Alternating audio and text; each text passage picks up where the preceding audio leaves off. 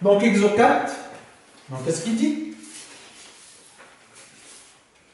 On considère une artère présentant un rétrécissement. Donc, voilà, une artère donc, présente un rétrécissement. Les trois portions 1, 2, 3 sont de même longueur. Donc, la portion 1, la portion 2, la portion 3 sont équivalentes, de même longueur. Le rayon de la portion 2 est la moitié de la portion 1. Donc, la moitié de la portion 2, son rayon est la moitié de la portion 1. Donc, ce qu'on vous demande, un certain nombre donc, de propositions, on vous dit que le sang est assimilé à un liquide parfait, incompressible et en mouvement permanent. Donc, on vous donne un certain nombre de propositions A, B, C, D et E. Donc, on vous dit, est-ce que V1 est supérieur à V2? Donc, la vitesse d'écoulement du fluide dans la portion 1 est supérieure à la vitesse d'écoulement dans la portion 2. V2 égale à 4 fois V1, la vitesse dans la portion 2 est 4 fois la vitesse de la portion 1. P1 supérieur à P2, donc la pression au niveau de la première portion est supérieure à la pression au niveau de la deuxième portion. P3 inférieur à P1, donc on compare la pression entre P1 et P3. La dernière, écoulement turbulent dans la portion 2. Donc la portion 2, parce que l'écoulement est turbulent. Donc on vous dit ici que le liquide est parfait, incompressible et en mouvement permanent.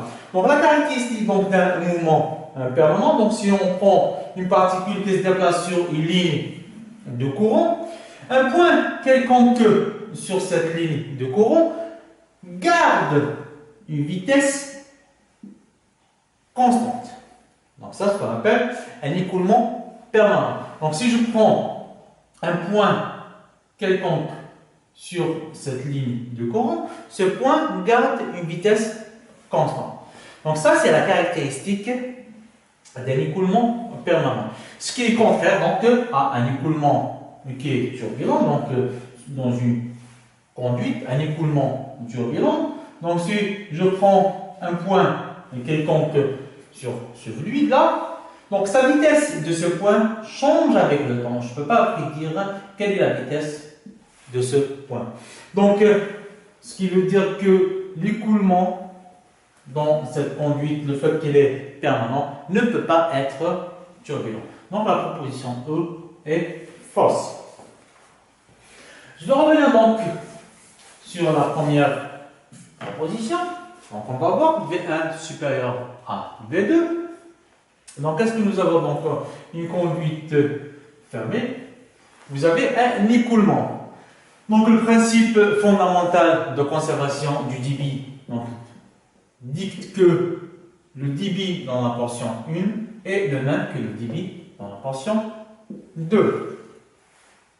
Alors, le débit s'exprime comme étant S1 fois V1 est égal à S2 fois V2. Très bien. Alors, S1, c'est la surface de la portion 1. S2, c'est la surface de la portion 2. S1 est supérieur à S2. Surface S1 est supérieure à S2. Cela veut dire que V1 est inférieur à V2. Donc la proposition A est fausse. Deuxième proposition. La valeur de V2 par rapport à V1 maintenant. Donc on voit très bien que V2 est supérieur à V1.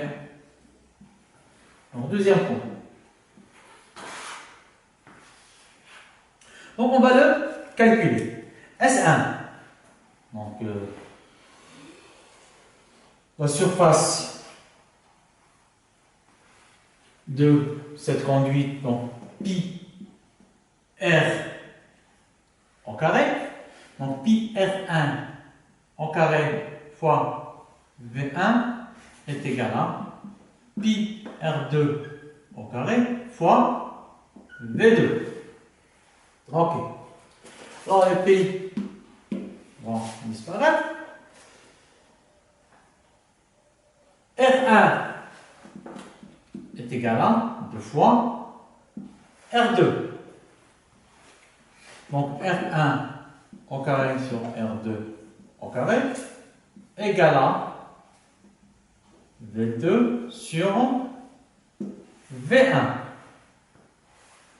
R1 est égal à 2 fois R2, je le remplace ici. Donc V2 sur V1 égale à, donc ici, 2 fois R2. Donc j'ai remplacé R1 par sa valeur, ça son équivalent. 2 fois R2 au carré sur R2 au carré est égal à 4.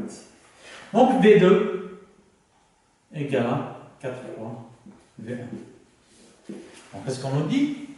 V2 est égal à 4 fois V1. Donc la proposition B est correcte. Voilà maintenant pour la troisième. P1, est-ce qu'il est supérieur à P2? Donc on va utiliser le théorème de Bernoulli. Donc qu'est-ce qu'il dit? Donc P1 plus ρ G Z1 plus 1 demi de M V1 au carré est égal à P2 plus ρ G Z2 plus 1 demi de M V2 au carré. Si je prends deux points qui sont situés sur le même niveau, donc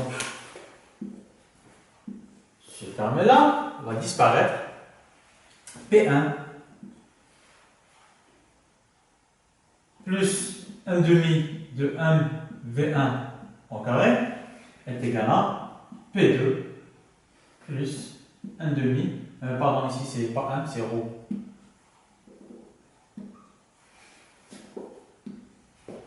1 demi ρ V2 au carré. Donc on voit très bien que V2 est supérieur à V1. V2 est supérieur à V1. Ce qui veut dire que P2 doit être inférieur à P1. Donc V2 supérieur à V1. V2 supérieur à V1. Ce que nous avons trouvé tout à l'heure. V2 supérieur à V1, la vitesse dans cette portion est supérieure à la vitesse d'écoulement dans cette portion est supérieure à la vitesse d'écoulement dans cette portion. Okay? Donc V2 supérieur à V1, ce qui veut dire que P2 est inférieur à P2 inférieur à P1. Donc pour voir très clair ceci, on peut dire que je vais remettre P1 de ce côté-là. Donc P1 moins P2 égale à 1 demi de ρ V2 au carré moins V1 au carré. Donc V2 supérieur à V1, donc ce terme-là est positif, ce qui veut dire que P1 moins P2 est positif. Implique donc P1 est supérieur à P2. Donc la proposition C est correcte. Donc voyons avec la dernière proposition. Donc je vais comparer la pression dans la première portion par rapport à la pression dans la dernière portion. Toujours on utilise le théorème de Bernoulli. Donc P1 plus ρ G Z1 plus 1 demi de ρ V1 au carré est égal à P2 plus ρ G Z P3 pardon P3 plus ρ G Z3 plus 1 demi de ρ V3 au carré.